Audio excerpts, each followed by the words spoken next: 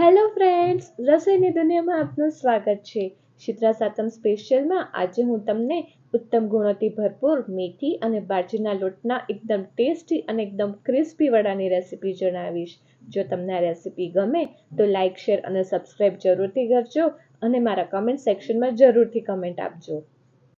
મેથી અને બાજરીના લોટના વડા બનાવવા માટે એક બાઉલ લઈશું. તેમાં 300 ગ્રામ બાજરીનો લોટ એડ કરીશું.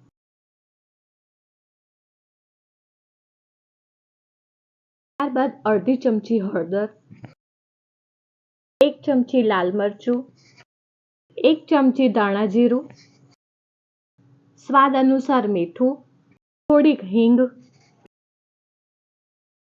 1 ચમચી તલ, 1 ચમચી ખાંડ. તમારે ગળપણવાળા કરવા હોય તો ખાંડ વધારે એડ કરી શકો છો. આદુ લીલા મરચાં ક્રશ કરેલા, તે તમારા ટેસ્ટ મુજબ તમે એડ કરી શકો છો. ક્રશ કરેલું લસણ, મેં આમાં 8 કળી લસણ લીધેલું છે. તમે આને સ્કીપ પણ કરી શકો છો. 50 ગ્રામ દહીં. દહીં આમાં એડ કરવાથી વડા એકદમ પોચા બનશે, એટલે આ જરૂરથી એડ કરવું. 200 ગ્રામ મેથી. આ મેથીને ચોંટીને પાણીથી એકદમ ધોઈને અને ત્યારબાદ ઝીણી સમાર્યા બાદ તેને લેવાની રહેશે. ત્યારબાદ 1 ચમચી તેલ એડ કરીશું. હવે બધું મિક્સ કરી દઈશું. મિક્સ થઈ જાય ત્યારબાદ થોડું પાણી એડ કરીને તેનો લોટ બાંધીશું. લોટ બહુ કઠણ નહીં કે બહુ ઢીલો નહીં તેવો બાંધવાનો રહેશે.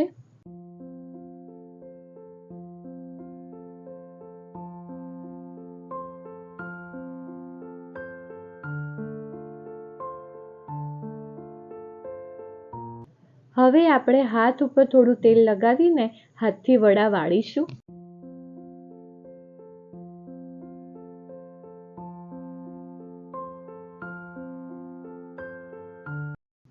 આવી રીતે ગોળ વાળી લીધા બાદ હાથની આંગળીઓથી તમે આવી રીતે વડાને દબાવશો તો વડા તમે જ્યારે તળશો ત્યારે તે જરાય તૂટશે નહીં, તેમજ બહારથી એકદમ ક્રિસ્પી અને અંદરથી એકદમ પોચા લાગશે.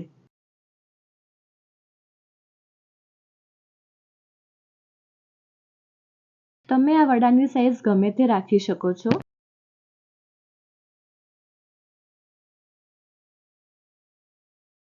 આવી રીતે આપણે બધા વડા કરી લઈશું. ત્યારબાદ એક કઢાઈમાં વડા ડૂબે તેટલું તેલ ગરમ કરવા મૂકીશું. તેલ ગરમ થઈ જાય ત્યારબાદ તેમાં ધીમા તાપે વડા એડ કરીશું. વડાને આપણે જ્યારે તેલમાં એડ કરીએ ત્યારે તેને તરત જ હલાવવાના નથી. તે તેલ ઉપર તરતા થાય ત્યારબાદ તેની ગેસની ફ્લેમ મીડિયમ કરી દેવાની રહેશે અને ત્યાર પછી તેમને બંને બાજુ બ્રાઉન કલરના થાય તેવી રીતે તળવાના રહેશે.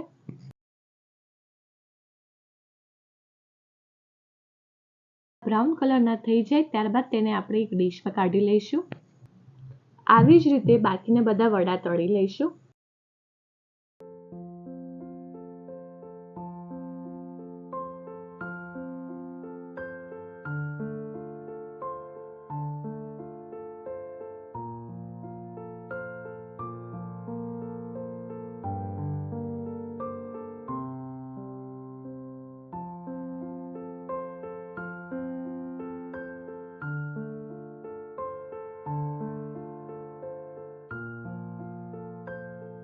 ફ્રેન્ડ્સ, આપણા શીતળા સાતમ સ્પેશિયલ મેથી અને બાજરીના લોટના એકદમ ટેસ્ટી અને ક્રિસ્પી વડા રેડી થઈ ગયા છે.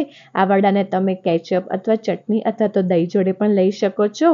તો ફ્રેન્ડ્સ, આપણે શીતળા સાતમ સ્પેશિયલમાં બાકીની 2 વાનગીઓ સાથે સળંગ 2 દિવસ બપોરે 1 વાગે આપણે જરૂરથી મળીએ. ફ્રેન્ડ્સ, જો તમને આ વિડીયો પસંદ આવ્યો હોય તો સબસ્ક્રાઈબની જોડે બેલ આઇકોન ઉપર ઓલ બટન દબાવજો, જેથી મારા બધા નવા વિડીયો તમને મળતા રહે.